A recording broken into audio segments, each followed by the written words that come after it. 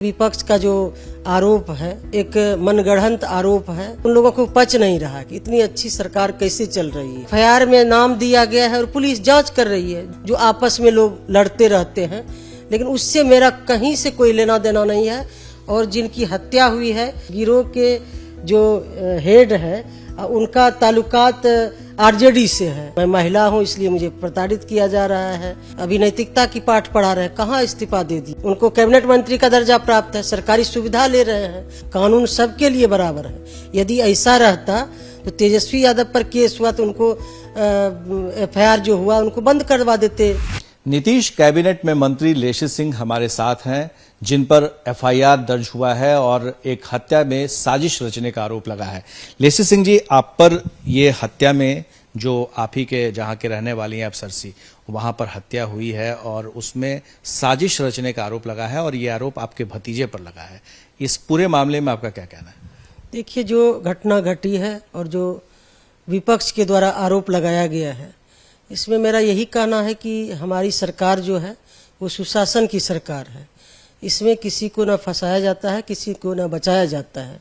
निष्पक्ष रूप से सरकार काम करती है और सरकार के द्वारा खुली छूट है पुलिस को कि निष्पक्ष होकर काम करे, स्वतंत्रता दी हुई है। और जहाँ तक रही विपक्ष का जो आरोप है, उनका एक मनगढ़ंत आरोप है। जिस तरह से वो लोग बोल रहे हैं, कह रहे हैं, आरोप लगा रहे हैं, तो उन लोगों को पच नहीं रहा कि इतनी अच्छी सरकार कैसे चल रही है।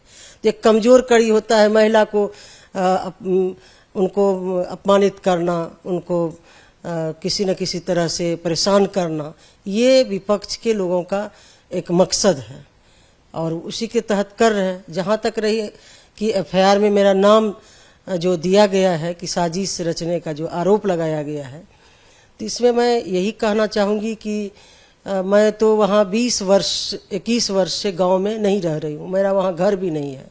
गांव मेरा मामूली जाना आना होता है, नहीं के बराबर होता है। इसलिए वहाँ की राजनीति से, गांव की राजनीति से मेरा दूर दूर तक कोई वास्ता नहीं है, न इस घटना में मेरी कोई संलिप्तता है। और ये तो पुलिस जांच कर रही है, दूध का दूध, पानी का पानी हो जाएगा। पर सवाल ये उठता है कि जो रिंटू सिंह जिनकी हत्या हुई है, उसमें ये कहा गया है कि आपके भतीजे का हाथ है उसमें। क्या आपको लगता है कि उस गांव में बहुत पुराने समय से आपस में लड़ाई, वर्चस्व की लड़ाई होती रही है, उसी का परिणाम है, या फिर आप पर जो आरोप लग रहा है कहीं भतीजे को आप शह तो नहीं दे रही थी? भतीजे से आपका कैसा रिश्ता था?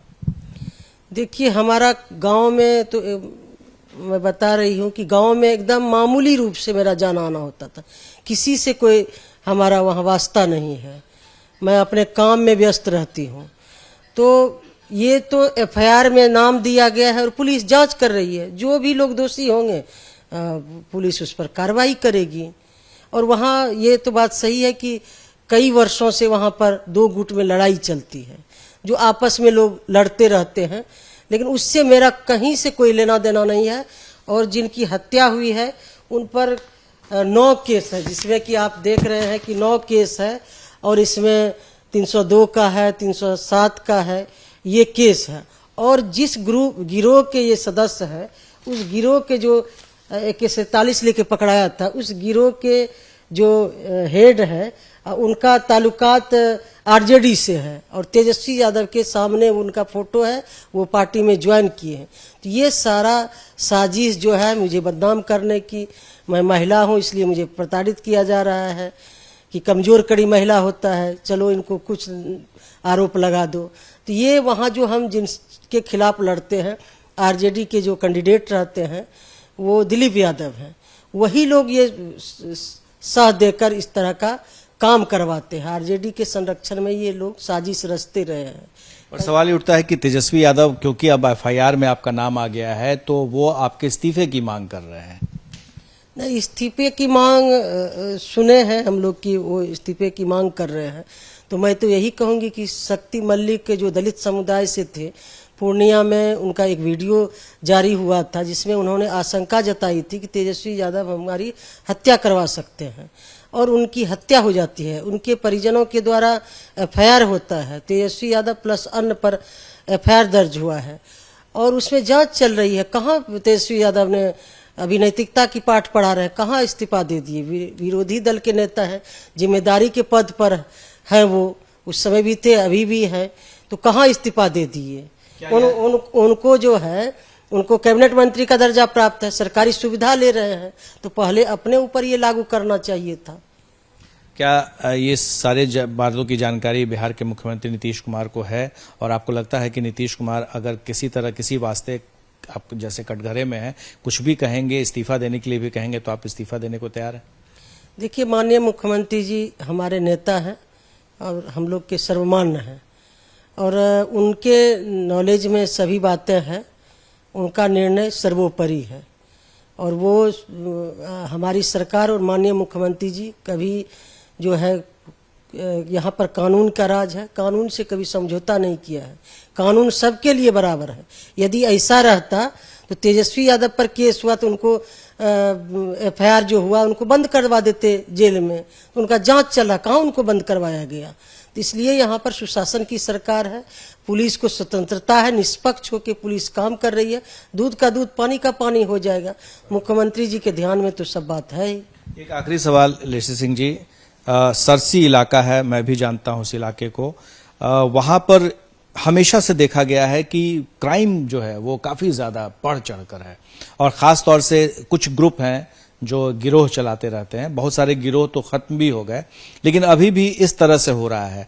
तो इस पर अंकुश लगाने के लिए क्यों नहीं पुलिस कोशिश कर रही है? क्यों इस तरह की अदावत जो है वो बढ़ रही है? देखिए, ये तो कोई भी सभ्य समाज मर्डर हो, खून हो, इसका तो पक्षधर नहीं होता है। हम लोग भी नहीं है, कोई समाज भी नहीं होता है इसको बढ़ावा देता है, अच्छा नहीं मानता है। सरकार की तरफ से तो प्रयास है ही, लेकिन सरकार के ध्यान में है, समय समय पर प्रशासन भी इसमें सख्ती बरतती है, लेकिन अपराध करने वाले लोग तो अलग किस्म के होते हैं, तो उसका तो मिजाज अलग होता है।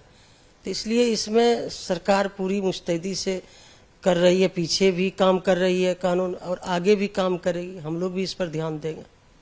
लेसी सिंह एबीपी न्यूज पर खास बातचीत करते हुए उन्होंने दावा किया है कि उनका कोई वास्ता नहीं है जहां जिस जगह पर हत्या हुई है और जिस गिरोह के सदस्य पर हत्या हुई है, वो जैसा कि दिखा रही हैं कि उनका वास्ता तेजस्वी यादव से है, और साथ ही जिनकी हत्या हुई है उनके खिलाफ में 9 मुकदमे दर्ज हैं, और वो भी संगीन अपराध के 302 आईपीसी की धारा, जिसे हत्या का मुकदमा कहते हैं, वो चल रहा था और उनकी हत्या हो गई। जैसा कि लोग बता रहे हैं कि एक मामले में पूरी सुनवाई पूरी हो चुकी थी और कभी भी ऐलान हो सकता था उस मामले में। हमारे सहयोगी विशाल के साथ प्रकाश कुमार, एबीपी न्यूज, पटना।